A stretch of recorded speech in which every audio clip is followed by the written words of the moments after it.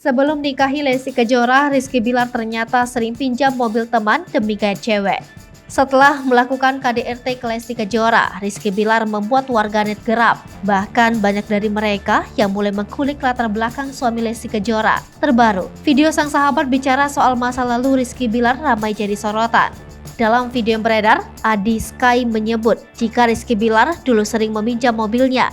Rupanya mobil tersebut dipinjam Rizky Bilar untuk mendekati wanita. Adi Sky pun mengaku jika sahabatnya tak hanya sekali meminjam mobilnya hanya untuk mendekati wanita incarannya itu. Sebelumnya, Adi juga sempat membeberkan isi chatnya dengan Rizky Bilar dan Lesti Kejora.